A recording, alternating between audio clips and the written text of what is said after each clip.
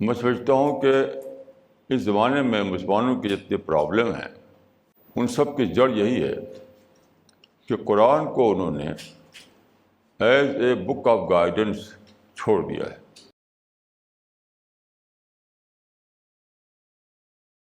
ایک ورڈ میں اگر میں کہوں تو وہ یہ ہے کہ آج کے مسلمانوں کے لیے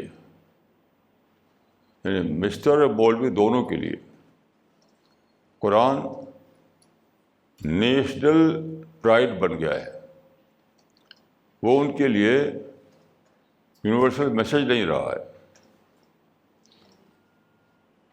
اسی لیے آپ دیکھیے کہ جگہ جگہ لڑ جاتے ہیں مسلمان. ابھی گریس میں ہوا کہ اگر کوئی ٹچ کر دے قرآن کو تو اس سے لڑنے کے لیے تیار. یہ کیا ہے؟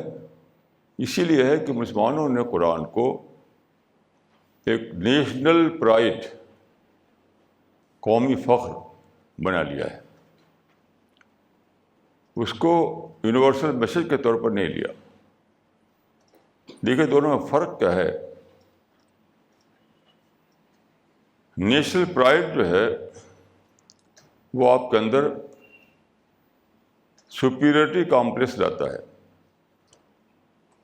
دوسروں کو آپ انفیریئر سمجھتے ہیں، اپنے کو سپیریئر. اس سے وی اینڈ دے کا کانسیپٹ پیدا ہوتا ہے. دوسروں کے لیے آپ کے دل میں لو نہیں ہوتا، ہیٹ ہوتا ہے. آپ ہر وقت لڑنے کے لیے تیار رہتے ہیں، ایموشنل بن جاتے ہیں، انٹراسپیکشن ختم ہو جاتا ہے. Where there is pride there is no introspection, no reassessment, no revision, no modesty. تو سب سے جڑ بڑی ہے جو ساری دنیا میں، عرب و نان عرب دونوں جگہ، قرآن کو انہوں نے بنا دیا ہے قومی فخر. سب سے افضل کتاب، سب سے اونچی کتاب، سب سے زیادہ مکمل کتاب وغیرہ. نیشنل پرائڈ تو ایک گناہ ہے، یہ کوئی ویلیو، اسلامک ویلیو نہیں ہے. صحیح بات یہ ہے کہ آپ قرآن کو یونیورسل میسج سمجھیں، یونیورسل میسج. جب آپ قرآن کو یونیورسل میسج سمجھیں تو کیا ہوگا؟ آپ کے دل میں دوسروں کے لیے خیرخواہی آئے گی، کیونکہ اس کو آپ کو دوسروں کو پہنچانا ہے. یعنی کسٹمر فرینڈلی بیہیویئر جو بزنس میں ہوتا ہے وہی آئے گا آپ کے اندر. یعنی انسان فرینڈلی بیہیویئر آئے گا.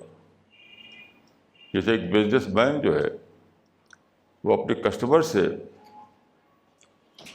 فرینڈشپ قائم کرتا ہے، کیونکہ اسے اپنی بات دوسروں کو پہنچانا ہے، اپنا پروڈکٹ دوسروں کو دینا ہے.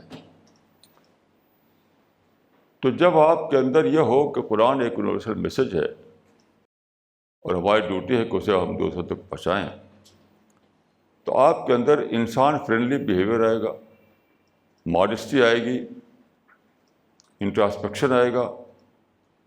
بار بار آپ سوچیں گے کہ ہم کیسے دوسروں کو کنوینس کریں، کس طرح سے ہم بات کہیں کہ دوسروں کا مائنڈ ایڈریس ہو. یہ سب آئے گا. جس